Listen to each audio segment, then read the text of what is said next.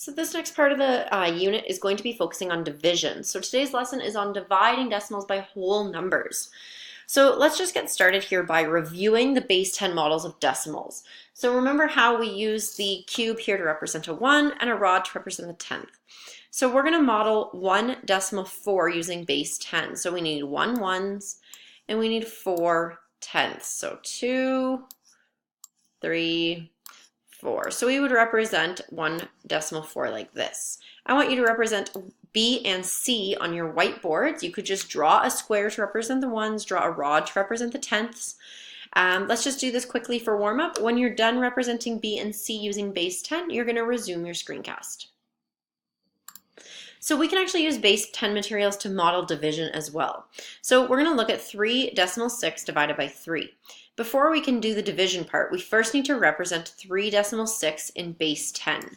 So we're going to need 3 ones, 2, 3, and we are going to need 6 tenths. 1, 2, and just for the sake of time, I'm just going to copy and paste these to go quicker. So there's 4 and 6. So that's how I would represent 3.6. Now I want to take 3.6 and I want to divide it up into 3. So I'm going to move my ones since I have 3 of them conveniently. Now I have 6 tenths. How would I divide up 6 tenths into 3 equal groups? Well, 6 divided by 3 is going to be 2. So I'm going to put 2 tenths into each of these groups. So 2, 2, and then these 2 are going to go here. So I had 3.6 and I've divided it up evenly. That's really important that they're even, into 3 groups. 1, 2, 3. Now, how much do I have in each group? Well, I have 1, and I have 2 tenths in each group. So 3.6 divided by 3 is going to equal 1.2. So let's do a few examples here. We're going to do A together. We're going to use base 10s to perform the division. So if I have 4.2, I'm going to need 4, 2, 3, I'm going to need 4 ones, and I need 2 tenths. Okay. Now, how would I divide this up into 2 groups? Well, I would have, I could do 2 and 2, and then how do I divide 2 into 2 groups? Well, it's going to be 1 in each group. So if this here is representing one group, this here is representing another group, how much do I have in each group? Well, I have 2.1 tenth. So I want you to do B and C on your whiteboards by drawing the base 10 model out and then dividing it up into equal groups and seeing how much is left in each group. When you are done, you can resume your screencast. So we can also use place value to model division just like we do with multiplication. So how do we write 6.8 using place values? Well, we have 6 ones, we have 8 tenths. We want to divide that by 2. So what is 6? We're going to look at just this part right now. So 6 divided by 2. Well, 6 divided by 2 is 3. And then I'm going to look at this part. So 8 divided by 2 is 4. How would I write this as a decimal? Well, I have 3 ones, decimal, and I have 4 tenths. Okay. So let's look at A together here before we begin. So before we can just divide, we need to be able to put this into place values first. So if I have 4 ones and I need to divide by 2, 4 divided by 2 is going to be 2 ones. And 2 divided by 2 is going to be 1 tenth. So when I go to write this into decimal notation, the answer is going to be 2.1. Okay, so let's just do B together as well before you move on and do this independently. let's look at 6.9 divided by 3. So I'm going to start with my 1. 6 divided by 3 is going to be 2 ones, plus 9 divided by 3 is going to be 3/10. So when I write this in decimal notation, it's going to be 2.3. I want you to give C a try on your whiteboard, and then you can continue on with the remainder of your lesson. So now we've divided using base tens, we've divided using place value. Now we're going to learn to divide using our standard algorithm. So we did 64.8 divided by 2.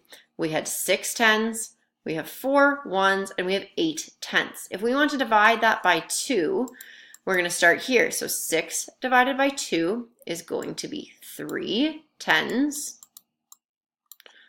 It's going to take me too long to type that out, so I'm just going to type. So 3 tens plus 4 divided by 2 is going to be 2 ones, plus 8 divided by 2 is going to be 4 tenths. So how would I write this into decimal notation?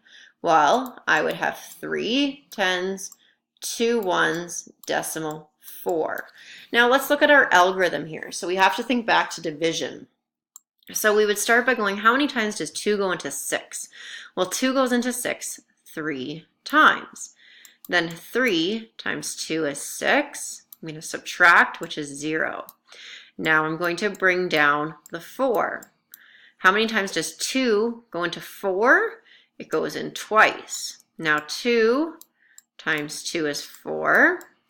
I'm going to subtract. 4 times 4 is 0. Now I'm going to bring down the 8. How many times does 2 go into 8? 2 goes into 8 4 times.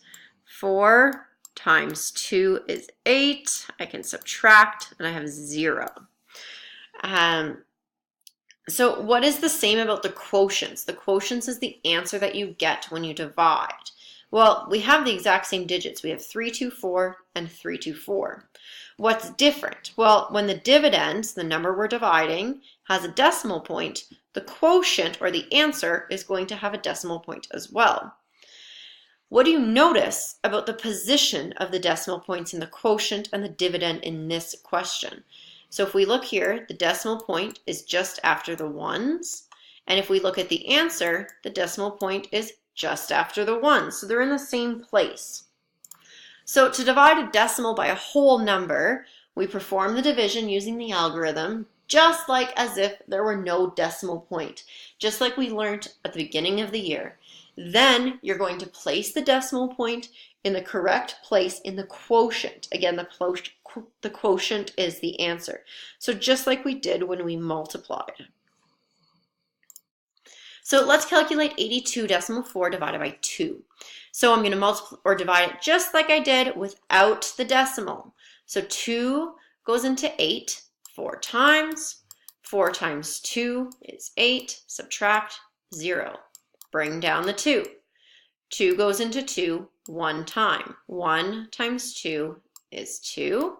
Subtract. 2 minus 2 is 0. I'm going to bring down the 4. 2 goes into 4 2 times. 2 times 2 is 4. I'm going to subtract. 4 minus 4 is 0. So if 824 divided by 2 equals 412, then 82.4 divided by 2 would equal 41.2 because I put my decimal place right back in after the ones digit. Okay, my decimal point is 2 places in, so it's got to be 2 places in after for my answer or my quotient. Okay, you're going to try A, B, C, and D on your whiteboards using the algorithm. So let's just do A together before you begin. So we're going to write this out without the decimal. So we're dividing by 3, 639. Now this might get hard to read because I don't have nice little boxes to write in. How many times does 3 go into 6? It goes in twice. 2 times 3 is 6. I'm going to subtract. 6 minus 6 is 0. Bring down the 3. How many times does 3 go into 3? It goes in 1 time. 1 times 3 is 3. I'm going to subtract. 3 minus 3 is 0. Bring down the 9. How many times does 3 go into 9? 3 times. 3 times 3 is 9. I have a remainder of 0. So if I look at my original question that I started with, the decimal point was 2 places in to the right. So in my answer, I need to put my decimal place 2 places in. So 63.9 divided by 3 is equal to 21.3. Let's give B, C, D a try on your whiteboards, and then you can resume your screencast when you're ready. We're just going to finish off today's lesson with 2 quick word problems. So Alex earns $77.50 for 5 hours mowing lawns. How much does Alex earn in 1 hour? So we need to take 77.50 and we need to divide by 5 because that's how much he makes in 5 hours. We want to know how much he makes in 1 hour. Okay. So let's start by asking ourselves, how many times does 5 go into 7? It goes in ones. 1 times 5 is 5. Now we can subtract. 7 minus 5 is going to be 2. I'm going to bring down the 7. How many times does 5 go into 27? Well, 5 would go into 27 5 times. 5 times 5 is 25. Now I can subtract. 27 minus 25 is 2. Bring down the 5. How many times does 5 go into 25? It goes in 5 times. 5 times 5 is 25. Subtract 0. I need to bring down this last 0. I'm not done yet. Bring it down. How many times does 5 go into 0? It goes in 0 times. So now I need to figure out my decimal place. If I look back at my original question, the decimal place was 2 places in to the right. So therefore, Alex earns a total of $15.50 in 1 hour. I want you to give B a try on your whiteboard. Alice bikes 4.8 kilometers in 8 minutes. How far does Alice bike in 1 minute? So I'll just help you get set up here. Your question is going to be 8, and you're dividing by, your 48 divided by 8. When you're done, you're going to resume your screencast. So if you did this correctly, you would have found that Alice bikes a total of 6 kilometers in 1 minute. Or sorry, 0.6 kilometers in 1 minute. Your assignment today is jump math pages 37 to 38. When you're done, you're going to come check in.